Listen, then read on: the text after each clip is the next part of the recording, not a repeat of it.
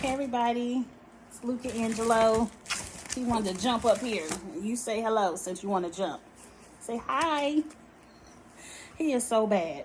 He always jumping in and out of my on my couch whenever I'm doing a review. But I got sidetracked. Let's do Love and Marriage Huntsville. It's time to update that review. He jumped up here in my lap and I got distracted. Everyone knows from past reviews that I was out of town, so a lot of my reviews are late this week. I apologize. It was spring break. Took my son on a college tour. I'm catching up, so let's jump right into it. This week of Love and Marriage Huntsville is it's the same old, same conversations, just different people, different days. Martel's still an ass. Tisha still stupid. Marceau's still on my last nerve. Let's get into it. Everything is coming off the dome. I have so many shows to catch up on. I ain't had time to write notes on everything, so let's jump into it. Up first, we get the scene of Marceau telling Tisha she was wrong. Tisha says she's done. She doesn't want to argue with Mel no more, but she just wants Mel to take accountability for her actions. And Marceau is like, but you started it. And you don't want to argue, but you argued. You started an argument. And you're not taking accountability for starting this argument. I'm happy Marceau, her husband, pointed that out to her, because sometimes, ride or dies, they'll let you be wrong. But you need people, and I don't like Marceau, but you need people in your life. You don't need a life full of yes people. You need people who can tell you when you're right and when you're wrong. And I appreciated Marceau for telling his wife she was wrong. How dare you say somebody says it could be a misunderstanding, you say that's bullshit. Where do we go from there? Like, where else can Melanie go from there? But okay, time to argue. It's bullshit, let's argue. Marceau tells them she should apologize for that and give Mel a listening ear because they're drowning. I feel like both of them find pleasure in the Holts having to dissolve their businesses. They can't make any money moves right now, and all this shit is being thrown in Melanie's face, and how Melanie was trying to tear my family apart, but look at hers. Like, I really do feel like they find pleasure in it, and they're trying their best to seem sympathetic and empathetic, and let's just be there for them. Even though we don't like them, let's not cause them any more drama. But I feel like when the cameras are off, they're laughing in behind their backs and just like, aha, that's what Melanie did. Look at that food. Like, I don't like that set of the Holts. Not the Holts, but the Scotts at all. And half of the other Scotts is shaky. I'm only really feeling Kimmy right now. But let's move into what happened next. I ain't take no notes, so if I forget something or leave out something, it didn't entertain me. So I see next Kimmy has a conversation with Mel, and Mel wants Kimmy to be like, you were there for that conversation or whatever, so I was telling the truth. Why didn't you say something? And Kimmy was like, you both don't want me in the middle. And she was like, I don't want you to be in the middle. I just want you to make sure the truth is being said. But that's putting Kimmy in the middle, and I appreciate Kimmy for staying out of it, because on one side is friendship, on the other side is family. And as much as you want, sometimes your family could be dead wrong, you just want to stay out of the drama. Like, that's between you two. And I agree with Kimmy. You all have two different sets of the truth. Like, Mel, what you believe is the truth is what you believe. What Tisha believes is the truth is what she believes. So much shit has happened just on my TV screen. I don't even know what the truth is anymore. Like, I really don't know what happened between Tisha and Mel. I don't know who started it. I don't know if it really started because Mel didn't have time for her. I don't know if it was the Lexus comment. I don't know. I just don't know what truly started it. I know both parties have said nasty things about each other, about each other's. I believe the Scotts have said things about Melanie's mom. I don't know. It's so much has happened. It's kind of like, for them to ever have any kind of reconciliation, they both just have to be accountable and say, I'm sorry for what I did. They both have to apologize, and they both have to agree to let it go and just be cordial. Because I'm a viewer and I can't even backtrack it, and they be showing me receipts. Melanie confirms that the baby is on the way. Kimmy is like, I didn't want to believe he would do something like that. How can you not believe it? It's not that hard. I mean, when you fucking, you can have a baby. The only difference is he was fucking without a condom. Okay, it's not that hard. He was fucking around for 5 years. How hard is it to believe he now has a baby on the way? And then she's still in it, but I still think he a good man. I ain't gonna take him. He's still a good person. I want somebody to cuss Martel's ass the fuck out and put him in his place. Kimmy, you owe nothing to Martel. How come you can't be like, that was fucked up? He fucked up motherfucker for that. You know, moving on from Kimmy and her mess. Now, next, Marceau comes to talk to Melanie. And in this scene, I feel like this scene is the true reason why Tisha does not like Mel.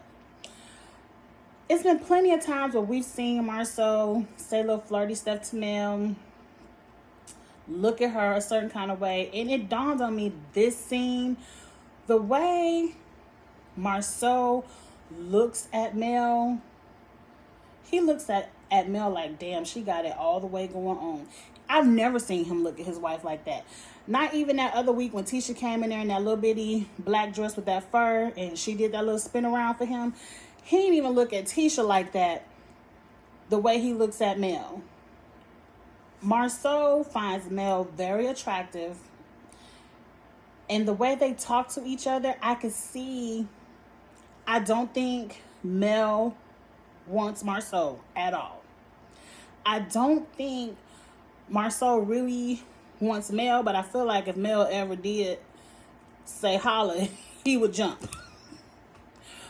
But the flirtatious energy between the both of them, if I could pick up on it from the TV screen, I know Tisha can pick up on it. He came over there to tell Mel whatever he had to tell Mel about Tisha, and, you know, he felt like they should try to talk again or whatever.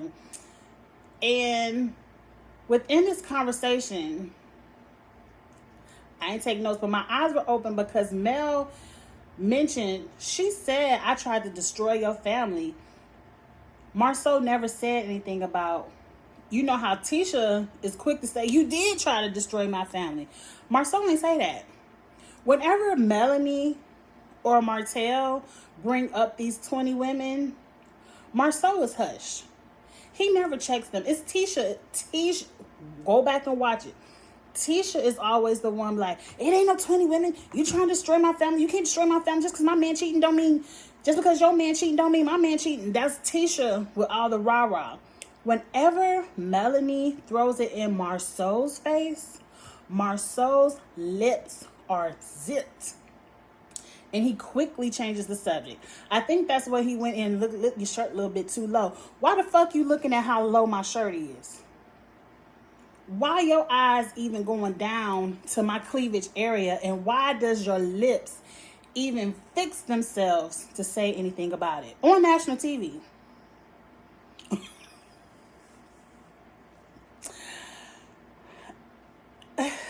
Melanie, when it comes to Marceau, it was a couple of smirks in there. I feel like it's a mutual energy between the two of them. Like I said, no, I don't think Melanie wants Marceau in any way at all. But she ain't check his ass. She was like, why did it? Like, when I'm disgusted by somebody, I don't have that friendly nature. Like, it's written all over my face. It's like, Marceau, gone the fuck up out of here. I ain't got time for your shit today. Like, Melanie was still kind of smirking, and I can see why Tisha does not like Mel. I could read the energy from the TV screen, so I know Tisha can read it in person. Moving on from that, let's get to the main scene because ain't shit else really happened. No, okay. Let's talk about the little boy in his interview. Marceau wants Jalen to be the general manager of Black, their new cigar lounge where they serve food and everything like that. I want to know why. Because even Tisha said she wants to have someone with a little bit more experience. I agree. This young man just last episode said he does not know what his passion is in life. He doesn't know what he wants to do, but he's working and he wants to try to figure it out. I respect that. It's like, okay, I can't throw real estate at you, but let me throw this general manager. Like, let you be in charge of my whole business that could fail. I'm going to put it in the hands of a 22-year-old. No, ma'am. No, sir. I would never. Now, if I wanted to help out my nephew, I understand it. I would say, one, he would have to ask me. I'm not going to give him such a huge responsibility and he doesn't want to do it. Because young people, y'all, maybe they ain't got no older kids. I don't know. I definitely know with my 17-year-old. If a young person doesn't want to do it, they gonna half-ass it. They ain't gonna give a fuck about it. If they ain't got no passion for it. Like I'm telling you, with my son, if it ain't got shit to do with football, if that football coach call, or if it's a football camp, a workout, a practice, he's there. His ass is up early, on time, never late. I can't get him to go to his damn Burger King job. He always 10 minutes late. I'm telling you, young people have to have a passion for it or they're going to half do it. And I know y'all put a lot of y'all money into this project because y'all had to leave that house to go move into your rental house so you could save money for your passion projects. I'm not mad at you for doing that, but I'm not going to put all my hard-earned money into the hands of a 22-year-old who doesn't have a passion to run this type of business. He gonna come late. I ain't gonna say that for the little boy. I don't know what Jalen gonna do. I'm just saying if it was me, Jalen would have to ask me. Now, if Jalen would have come to me as his aunt and say, Auntie Angie, you got this business coming up and I really want to be a manager. I really want to get some experience and I would love, you need a general manager. I would love to do that for you. Okay. I know that's something he wants to do. I'm not just going to call you up, hey, come be general manager over here. I hope it works out for the best. Number 2, even if he did come to me, my nephew did come to me, I'm be like, look, you don't have no experience. I'm going to hire a general manager, but you are the shift manager, the assistant manager. You learn from him. So in a couple of years, and the restaurant is successful, and maybe I open up a Black number 2 across town, that one will be yours. That's how I would have worked it, but it ain't my shit, and all of that scene could have been for TV because as business-minded as these people are, I don't see how they would just put their business in the hands of a 22-year-old who didn't even ask for it. But moving on to the scene that everyone was ranting and raving about on Twitter. Melanie is with Nell and Chris. Chris is the guy who was trying to broker the sale of the 47 acres, their land. Now, as soon as I saw what was going on, I said, this could just be me in my mind. I said, Chris just trying to get this deal back on. Chris don't give a damn about them staying together. He just wants them to stay together long enough for this sale to go through. Now, that's just business-minded Angie. That's what I thought at first. Probably wasn't right, but that was my first thought. I was like, they just over here to get this deal to go through. But I don't understand how you want to try to mediate and get 2 people to stay together in a marriage after they've already filed for divorce. And then you want to call it what it is. You want to ambush Melanie into a sit down with Martel, who you have to know is a fool. You have to know he is a fool for you to know the business partners don't want to have shit to do with Martel because of his foolish antics in the past. So you want to ambush Melanie to sit down and talk to them instead of, if this your girl, someone who's counseled you in the past, be like, Melanie, I would like to counsel you, on saving your marriage.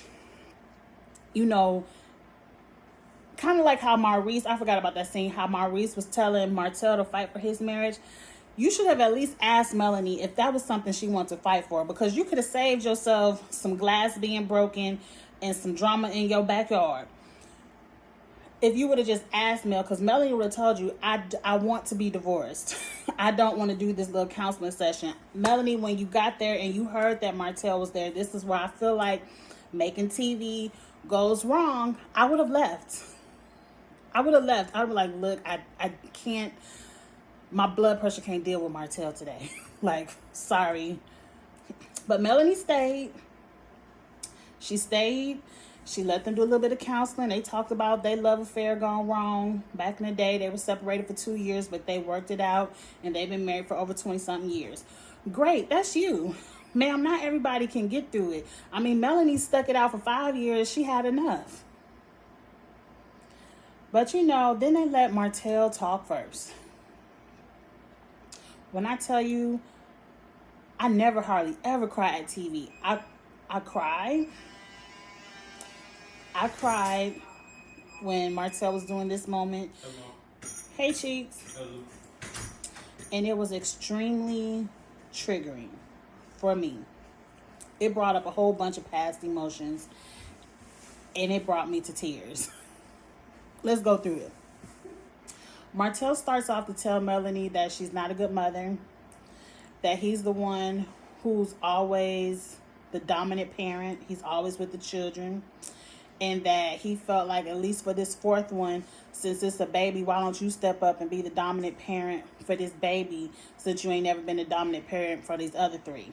Melanie is sitting there chewing her gum, shaking her leg. I felt everything Melanie was feeling.